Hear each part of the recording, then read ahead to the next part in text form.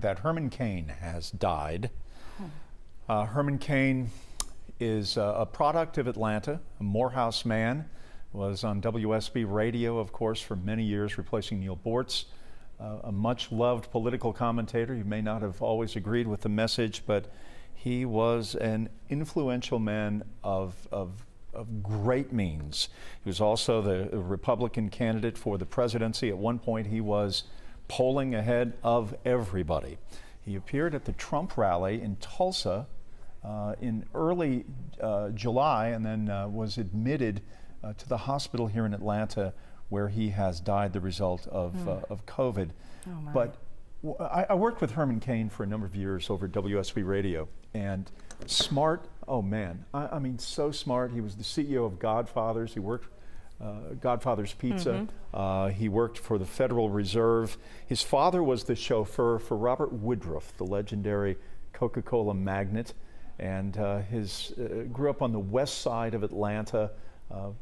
You know, a story of great work, great creativity, and great talent. Lived in Stockbridge at Eagles Landing, and Herman Cain is a unique Atlanta story, and to be honest with you, is just great sadness, just feeling that at 74 that he will not be with us anymore. This year is just unbelievable. I don't know what to say about the year 2020. We're losing so many great leaders. I had the chance to interview Herman Cain on a couple of occasions, and didn't know him as well as you did, Jeff, but always a very gracious man. He believed in what he believed, and as you said, you may not have believed in his message necessarily, but he felt passionate about it, and he took leadership and ownership of the message that he believed in. That's right. As you said, he was a very successful businessman, a product of Atlanta. Again, Atlanta, so unique. There's no other city like it. We produce so many great leaders for the cause of moving America and our society forward.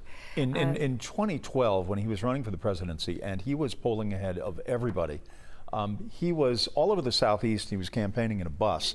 And I called him and said, hey, I want to do a story on you. I want to come, can I catch up with you somewhere, maybe when you come back to Atlanta? He goes, why don't you meet me in Charlotte?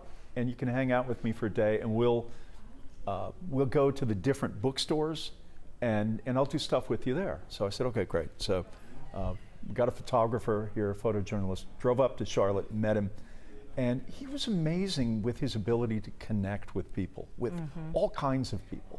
And he was funny, he was witty, he was smart, and he bounced off people in a way that was totally organic, totally natural, without any pretense. And again, Brenda, I think you made the point about, you know, here's another Atlanta guy who had this unique ability to speak with people, and his political perspective was different from what, you know, you might expect. But he had followers. But Clearly, he had people who millions of him. followers, and a much beloved figure on radio, in print, and had his voice in America.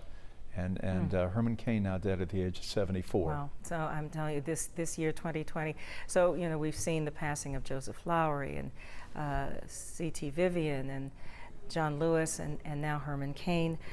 So many that we are now forced to say goodbye to, who have